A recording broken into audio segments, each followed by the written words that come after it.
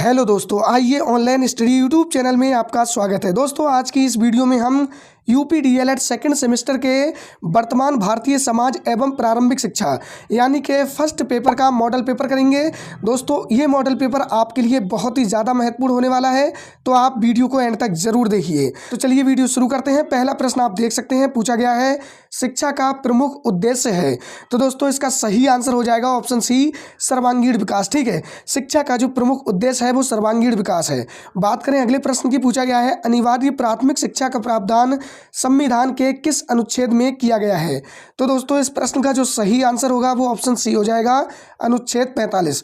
दोस्तों आपको एक अनुच्छेद और याद रखना है, अनुच्छेद 21A को, क्योंकि दोस्तों इसमें 6 से 14 वर्ष के बच्चों के लिए निःशुल्क एवं अनिवार्य शिक्षा का प्रावधान है। ठीक है, तो ये दो अनुच्छेद आपसे बार बार पूछे जाते हैं। बात करें दोस्तों अगले प्रश्न की, पूछा गया है प्रश्न नंबर 3 में शिक्षा में निस्यंदन सिद्धांत दिया था।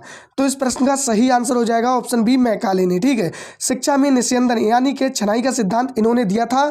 और दोस्तों इस सिद्धांत के अनुसार शिक्षा उच्च वर्गों से छन छन कर धीरे धीरे निम्न वर्गों तक पहुंचेगी। ठीक है, बात करें अगले प्रश्न की, प्रश्न नंबर 4 में पूछा गया है ऐसी शिक्षा जिसमें किसी निश्चित समय पाठ्यक्रम विद्यालय की आवश्यकता नहीं होती है, कौन सी शिक्षा कहलाती है। ठीक है, औपचारिक शिक्षा, वैकल्पिक शिक्षा, अनौपचारिक शिक्षा या फिर सतत शिक्षा। तो दोस्तों इस प्रश्न का सही आंसर हो जाएगा ऑप्शन सी, अनौपचारिक शिक्षा। ठीक है, जैसा कि दोस्तों आप जानते होंगे ऐसी शिक्षा जिसमें किसी निश्चित समय पाठ्यक्रम विद्यालय की आवश्यकता नहीं होती है वो अनौपचारिक शिक्षा होती है, और ऐसी शिक्षा जिसमें निश्चित समय पाठ्यक्रम और निश्चित स्थान की आवश्यकता होती है औपचारिक शिक्षा कहते हैं। जैसे कि दोस्तों हम स्कूल, कॉलेज और यूनिवर्सिटी से जो शिक्षा प्राप्त करते हैं वो औपचारिक शिक्षा कहलाती है। ठीक है, बात करें अगले प्रश्न की, प्रश्न नंबर 5 में पूछा गया है गिजुबाई बधेका द्वारा लिखित पुस्तक है। तो दोस्तों इस प्रश्न का सही आंसर हो जाएगा ऑप्शन डी, प्राथमिक शाला में भाषा शिक्षा। दोस्तों आपको गिजुबाई बधेका जी की दो रचनाएं याद रखना है, एक प्राथमिक शाला में भाषा शिक्षा और दूसरी दोस्तों दिवा स्वप्न। ठीक है, ये दो पुस्तकें बार बार पूछी जाती हैं। और दोस्तों discovery of India Pandit Jawaharlal Nehru ji की पुस्तक है, और माई एक्सपेरिमेंट्स विद ट्रूथ ये महात्मा गांधी जी की पुस्तक है। ठीक है, ये भी आपको याद रखनी है। बात करें अगले प्रश्न की, प्रश्न नंबर 6 में पूछा गया है मनुष्य की अंतर्निहित पूर्णता को अभिव्यक्त करना ही शिक्षा है, ये विचार किसका है। तो दोस्तों इस प्रश्न का सही आंसर हो जाएगा, ये विचार हैं स्वामी विवेकानंद जी के। ठीक है, ऑप्शन बी आपका सही आंसर हो जाएगा। बात करें दोस्तों अगले प्रश्न की, प्रश्न नंबर 7 में पूछा गया है आधुनिक शिक्षा का जन्मदाता माना जाता है। तो दोस्तों इस प्रश्न का सही आंसर हो जाएगा, आधुनिक शिक्षा के जन्मदाता चार्ल्स ग्रांट को माना जाता है। ऑप्शन सी आपका सही आंसर हो जाएगा। बात करें दोस्तों अगले प्रश्न की, प्रश्न नंबर 8 में पूछा गया है सीखने के लिए स्वतंत्रता एवं निरंतरता आवश्यक है, ये विचार किसके हैं। तो दोस्तों इस प्रश्न का जो सही आंसर हो जाएगा वो ऑप्शन ए हो जाएगा, फ्रोवेल। ठीक है, इन्होंने किंडरगार्टन विधि भी दी है, आपको ये भी याद रखना है। ठीक है दोस्तों, अभी तक आपको वीडियो अच्छी लग रही हो तो वीडियो को जल्द से जल्द लाइक कर दीजिए, और दोस्तों आप इस चैनल पर नए हैं तो चैनल को सब्सक्राइब जरूर कर लीजिए। ठीक है, बात करें दोस्तों अगले प्रश्न की, प्रश्न नंबर 9 में पूछा गया है जॉन ड्यूवी द्वारा लिखित पुस्तक है। तो दोस्तों इस प्रश्न का सही आंसर हो जाएगा option D, democracy and education. ठीक है दोस्तों, आपको याद रखना है एमिल पुस्तक के लेखक रूसो हैं, दास कैपिटल पुस्तक के लेखक हैं कार्ल मार्क्स, और दोस्तों द रिपब्लिक पुस्तक के लेखक प्लेटो हैं। ठीक है, आपको याद रखने हैं, ये महत्वपूर्ण पुस्तकें हैं। बात करें अगले प्रश्न की, प्रश्न नंबर 10 में पूछा गया है प्रकृतिवाद किस प्रकार के अनुशासन की बात करता है। ठीक है, प्रभावात्मक, दमनात्मक, मुक्त्यात्मक या फिर सामाजिक। तो इसका सही आंसर हो जाएगा ऑप्शन बी, मुक्त्यात्मक। ठीक है, प्रकृतिवाद मुक्त्यात्मक अनुशासन की बात करता है, ऑप्शन बी आपका सही आंसर हो जाएगा। बात करें अगले प्रश्न की, पूछा गया है शिक्षा एक त्रिमुखी प्रक्रिया है, ये कथन है। तो दोस्तों इस प्रश्न का जो सही आंसर होगा वो ऑप्शन सी हो जाएगा, जॉन ड्यूवी का। ठीक है दोस्तों, आपको याद रखना है इनके अनुसार शिक्षा एक त्रिमुखी प्रक्रिया है जिसमें शिक्षक, शिक्षार्थी और पाठ्यक्रम शामिल हैं। ठीक है, ये भी आपसे पूछे जाते हैं। बात करें अगले प्रश्न की, प्रश्न नंबर 12 में पूछा गया है दूरवर्ती शिक्षा को कहते हैं पत्राचार शिक्षा, दूरस्थ शिक्षा, स्वतंत्र अध्ययन या फिर ऑप्शन डी उपयुक्त सभी। जो सही आंसर होगा वो ऑप्शन डी हो जाएगा, उपयुक्त सभी। बात करें अगले प्रश्न की, प्रश्न नंबर 13 में पूछा गया है बुद्ध का आज्ञा पत्र प्रकाशित हुआ। दोस्तों आपको ये प्रश्न याद रखना है क्योंकि दोस्तों बार बार पूछा जाता है। इसका सही आंसर हो जाएगा ऑप्शन ए 19 जुलाई 1854 को। दोस्तों आपसे एक प्रश्न और पूछा जाता है कि मैकाले का विवरण पत्र आया, तो आपका आंसर हो जाएगा 2 फरवरी 1835 को। ठीक है, बात करें अगले प्रश्न की। प्रश्न नंबर 14 में पूछा गया है आपसे कि शिक्षा में अपव्यय तथा अवरोधन पर अपना सुझाव दिया था। ठीक है, किस समिति ने शिक्षा में अपव्यय और अवरोधन पर सुझाव दिया था? तो दोस्तों बात करें अपव्यय क्या होता है, तो दोस्तों प्राथमिक शिक्षा पूरी होने से पहले किसी स्तर पर जब बच्चों की पढ़ाई छूट जाती है तो उसे अपव्यय कहते हैं। ठीक है, और दोस्तों बात करें अवरोधन की, तो जब बच्चा 1 वर्ष से अधिक अवधि के लिए एक ही कक्षा में रहता है तो इसे अवरोधन कहते हैं। ठीक है, और दोस्तों इस पर अपना जो सुझाव दिया है वो ऑप्शन ए आपका सही आंसर हो जाएगा, हर्टांग समिति ने। ठीक है, बात करें अगले प्रश्न की। प्रश्न नंबर 15 में पूछा गया है बुनियादी शिक्षा किस दार्शनिक से संबंधित है? तो इस प्रश्न का सही आंसर होगा ऑप्शन डी, महात्मा गांधी जी। ठीक है, बुनियादी शिक्षा महात्मा गांधी जी से संबंधित है। बुनियादी शिक्षा के जनक है महात्मा गांधी जी। ठीक है, आपसे पूछा जाता है। दोस्तों आपसे एक प्रश्न और पूछा जाता है कि शिक्षा का मैग्ना कार्टा किसे कहा जाता है? तो वुड के घोषणा पत्र को शिक्षा का मैग्ना कार्टा भी कहा जाता है। ठीक है, बात करें अगले प्रश्न की, सकते हैं यहाँ पे अति लघु उत्तरीय प्रश्न। ठीक है, जैसा कि दोस्तों आपको पता ही होगा, आपसे 15 बहुविकल्पीय प्रश्न और 15 अति लघु उत्तरीय प्रश्न और 10 लघु उत्तरीय प्रश्न पूछे जाते हैं। ठीक है, तो पहला प्रश्न है ग्राम शिक्षा समिति का अध्यक्ष होता है? तो आंसर हो जाएगा ग्राम शिक्षा समिति का अध्यक्ष ग्राम सरपंच अर्थात ग्राम प्रधान होता है। ठीक है, ग्राम शिक्षा की जो समिति होती है उसमें जो अध्यक्ष होते हैं वो ग्राम प्रधान होते हैं, आपको याद रखना है। ठीक है, अगला प्रश्न है बुनियादी शिक्षा का अर्थ बताइए।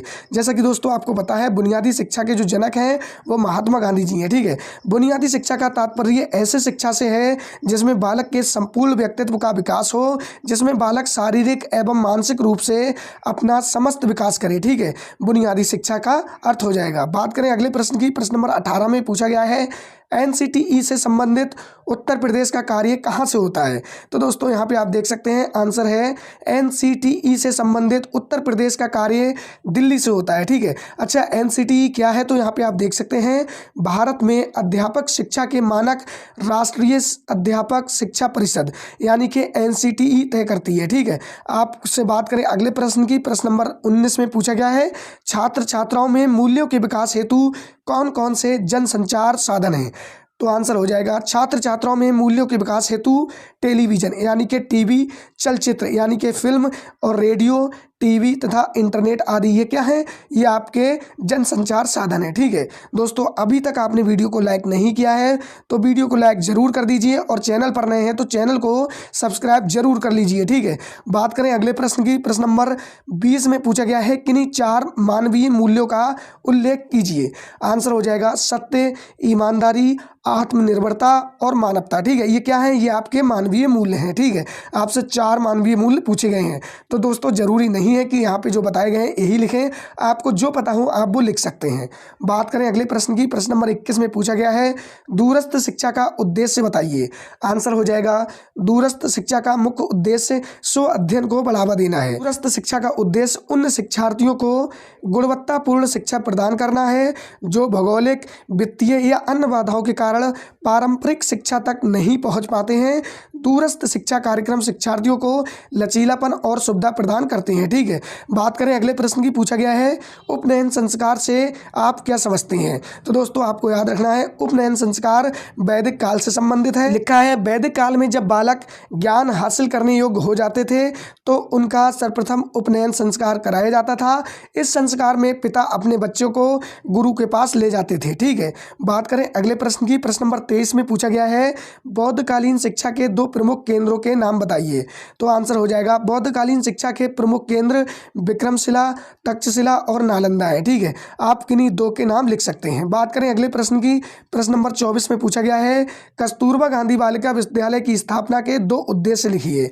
तो दोस्तों आप कोई भी 2 उद्देश्य लिख सकते हैं। आंसर है कस्तूरबा गांधी बालिका विद्यालय की स्थापना के प्रमुख उद्देश्य निम्न है।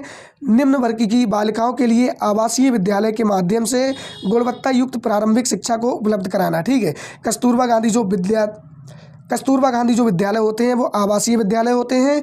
और दोस्तों यहाँ पे आप देख सकते हैं सभी वंचित वर्ग की बालिकाओं के लिए शिक्षा सर्वसुलभ बनाना, ठीक है, जिससे निम्न वर्ग की बालिकाओं को आसानी से शिक्षा प्राप्त हो सके, ये आपके उद्देश्य हैं कस्तूरबा गांधी बालिका विद्यालय के।